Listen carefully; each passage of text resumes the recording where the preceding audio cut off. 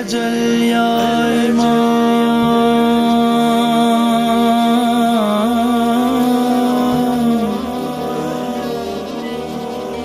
या इमाम ज़मान।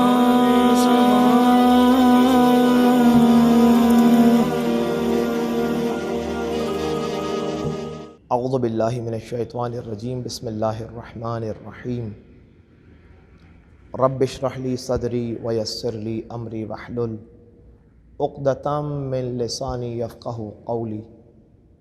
अस्सलातु वस्सलामु अला अशरफिल अंबिया वल मुरसलीन व अहले बैतिहि त्तय्यिबीन अत्ताहिरीन अल मअसूमीन अल मुंतजबीन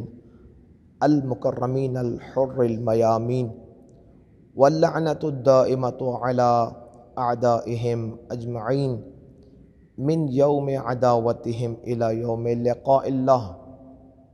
क़ालल्लाहुल हकीम फ़ी किताबिहिल मजीद व फ़ुरक़ानिहिल हमीद। बिस्मिल्लाहिर रहमानिर रहीम। इन्ना अंज़लनाहु फ़ी लैलतिल क़द्र वमा अदराक मा लैलतुल क़द्र। लैलतुल क़द्रि खैरुम मिन अल्फ़ि शहर तनज़्ज़लुल मलाइकतु वर्रूहु फ़ीहा बिइज़्नि रब्बिहिम मिन कुल्लि अम्रिन सलामुन हिया हत्ता मतलइल फ़ज्र। मोमिनीन किराम, आज 11 माह मुबारक रमज़ान और उसी की मुनासबत से 11वें दिन की दुआ मुख्तसर अंदाज में, अल्लाहुम्मा हब्बिब इलैया फ़ीहिल इहसान। ए खुदाया बिहक़्क़ मोहम्मद व आले मोहम्मद, इस माह में एहसान और नेकी को महबूब बना दे। हब्बिब इलैया यानी एहसान करने को और नेकी करने से और एहसान करने से मैं मोहब्बत करने लगूँ। इंसान जब किसी अमर से या किसी जगह से या किसी वक्त से या किसी काम से या किसी चीज़ से मोहब्बत करता है तो दिलो जान से उसकी तरफ आगे बढ़ता है। इसीलिए मौला हमें माह मुबारक में नेकी करने को यूँ दावत दे रहे हैं कि हम खुदा से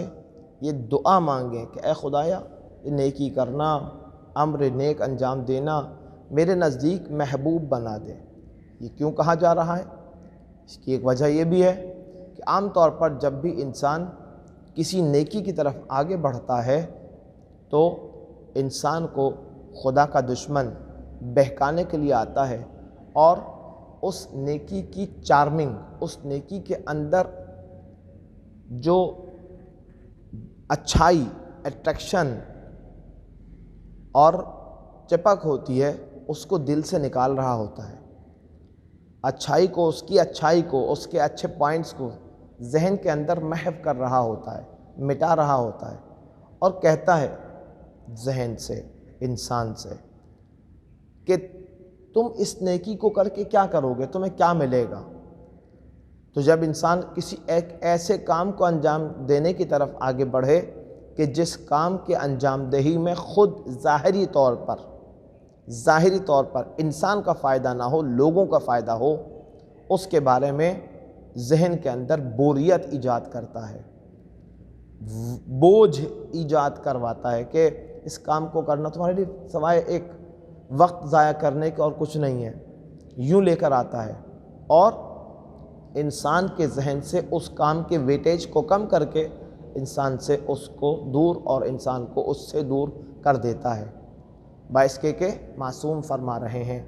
कि खुदा की बारगाह में किसी नेकी के अमर के हवाले से यूँ दुआ करो, वकर्रह इलैया फ़ीहिल फ़ुसूक़ वल इस्यान। और ए खुदाया, फ़िस्क़, गुनाह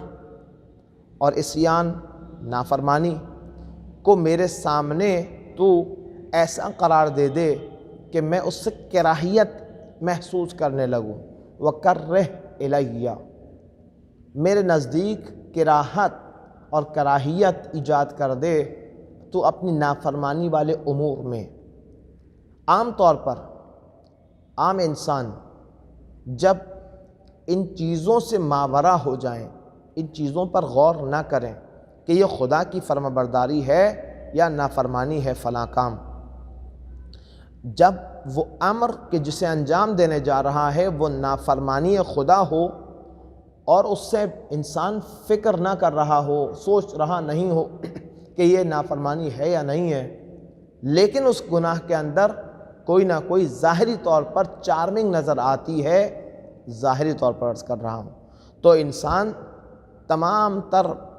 من کے ساتھ، تمام تر جی کے ساتھ، تمام تر اپنی خواہش کے ساتھ اس نافرمانی خدا والے امر کی طرف آگے بڑھتا ہے،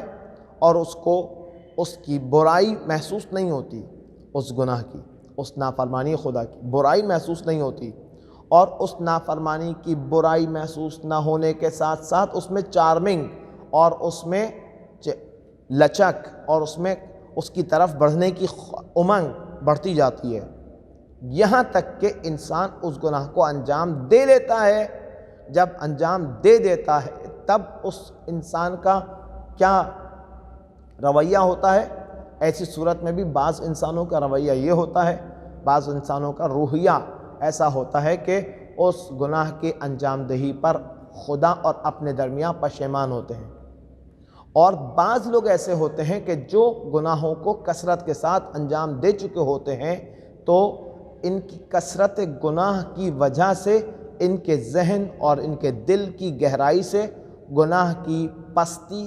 اور گناہ کی کراہیت ختم ہو چکی ہوتی ہے، اور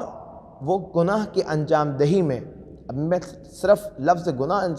انجام دے رہا ہوں، میں لفظ گناہ صرف عرض کر رہا ہوں، اس گناہ کے اندر کیا کیا کچھ آ جاتا ہے، معصیت کیا کیا کچھ آ جاتی ہے، فسق، کھلا گناہ کیا کیا کچھ آ جاتا ہے، بہت ساری ڈیٹیل ہے، عرض کروں گا ابھی خدمت میں آپ کی، کہ ان گناہوں کو جب انسان انجام دیتا ہے تو انسان کا رویہ، انسان کا روحیہ، انسان کا طرز زندگی اتنا زیادہ منفی پہلو پر گامزن ہو چکا ہوتا ہے کہ برائی اس کو برائی نہیں لگ رہی ہوتی، کراہیت والا کام اس کو کراہیت نہیں آ رہی ہوتی انجام دینے سے۔ خدا سے دعا کرتے ہیں 11ویں دن میں ماہ مبارک کے کہ اے خدایا میرے نزدیک ان امور کو کہ جو تیری معصیت ہے اور فسق و فجور ہے، معصیت اللہ ہے یا فسق ہے، اس عمل کے انجام دینے سے میرے نزدیک کراہیت کو ایجاد کر دے، تاکہ میں اس کراہیت کی وجہ سے اس گناہ سے بچ سکوں۔ بعونک یا غیاث المستغیثین، اے خدایا اس دن میں اس طرح کے اعمال کے میرے نزدیک کراہت ایجاد کر کے مجھ پر احسان کر کے، بعونک تو اپنی مدد سے، یا غیاث المستغیثین استغاثہ کرنے والوں کی مستغیث مددگار، تو مجھے ان امور سے دور فرما دے۔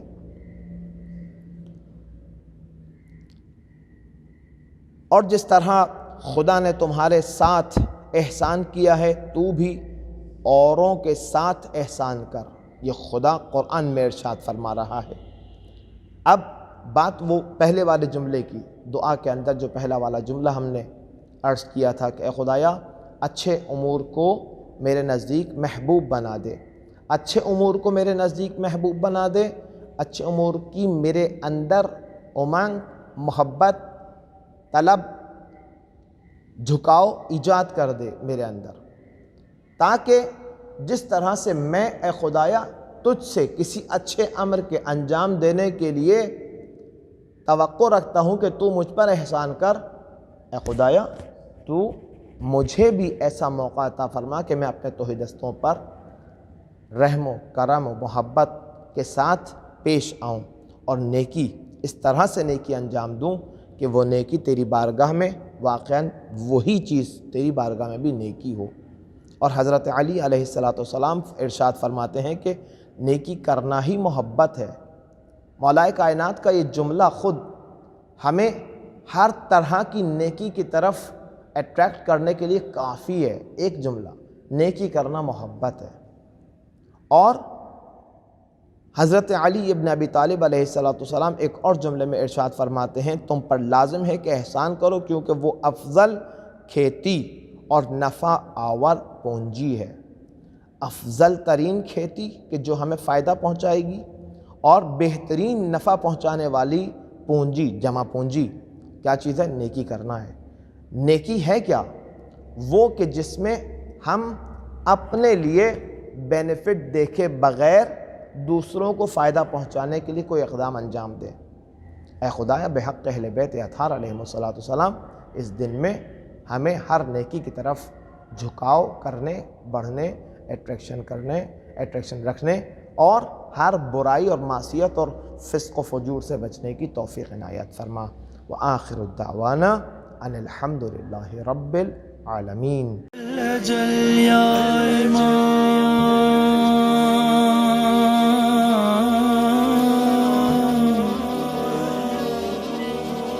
یا امام زمان،